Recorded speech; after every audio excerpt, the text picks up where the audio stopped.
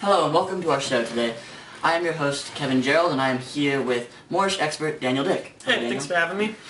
Glad you're here. So, our first question. Who were the Moors and what is their place of origin? Well, the Moors are a group of North African and Arab people that originated from the North Africa region. During the years 711 through 718, a Moorish, soon to become Moorish general, gathered a group of army from a mixture of different people in the North African region. They conquered the peninsula now known as Spain, becoming the Moorish North Africans in Spain. Okay, thank you. So, who was a Moor? What is the term Moor? What does it mean? Well, the term Moor is used to describe Arabs and North Africans with a darker than usual skin that now lived in Europe. Once the Moorish general conquered Spain and created a Moorish area in Europe, their citizens, also called Moors, immigrated from North Africa to Europe. Okay, that makes sense. Welcome back to our show. We're still here with Moorish expert Daniel Dick. So Daniel, our next question. What did the Moors do in 16th century Europe? That's a good question. After the Moors were defeated from Spain, the last few were either persecuted or converted. The word Moor shifted in meaning. It became partly a religious term. For example, the so-called white Moors, they were Christians who had converted to Islam. But it also sometimes retained a racial meaning to it, referring to dark-skinned or Arab-looking people of North African and Moorish ancestry. In Spain, at least, the Moors continued to be viewed with a certain degree of suspicion. In 16th century Europe, the Moors had generally either returned to North Africa or left Spain for more hospitable European countries. We are now welcoming a Moorish religious and cultural expert, Katie Gregg, into our conversation. Our first question for you two is, what were Moorish religious and cultural practices?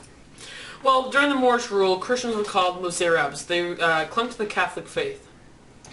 Moors had a very accepting culture and even very much religious tolerance when in rural Spain. If you were a Moor and a Christian during the Moorish rule, all that was different for you was that you had to pay a special tax and you couldn't serve in the military. However, Moorish scholars corrupted science, but let topics like agriculture alone. They degraded chemistry into alchemy and turned astronomy into astrology. They built the Alhambra in Granada, Spain, which is the most famous building, and it's still standing today. So, we all know that William Shakespeare's play Othello has many references to Moorish culture because of Othello himself and the fact that he is a Moor and an outsider in Venice. I was wondering, did you pick any quotes out that show this? I did. I brought Act 1, Scene 1, lines 97 through 100 with me. And they read, "Even now, very now, an old black ram is tupping your white ewe.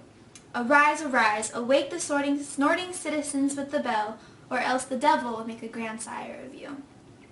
I think this quote shows that the other characters treat Othello differently because of his race and where he comes from. The reference to the devil shows that the other characters also think of Othello as being evil. That was a good point. I picked one out that I think represents the same Moorish culture in Othello well. I said that, because we come to do you service, and you think we are ruffians, you'll have your daughter covered with a Barbary horse, you'll have your nephews neigh to you, you'll have coursers for cousins, and jennets for Germans. That was Act 1, Scene 1, lines 125 through 127. I said that this quote shows that the others think of Othello as an outsider, and possibly even a subhuman creature, because they make so many animalistic references to him and say that any offsprings of him would also probably be animals. Did you pick any other quotes out? Yeah, this following one shows that people think it's their duty to protect their families against Othello and the Moorish outsider. They think he brings impurity to the town and that it might even spread to their families. So, Act 1, Scene 2, lines 119 to 124 reads, "The Duke himself, or any of my brothers of the state, cannot but feel this wrong as 'twere their own.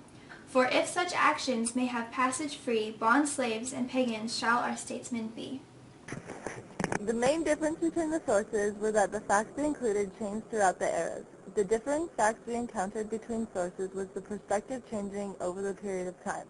During some centuries they were ruling, while others they were attacking, and in some cases they weren't even in Europe. Knowledge of the Moors helps us understand Othello because we can see where Othello comes from and why others treat him the way that they do.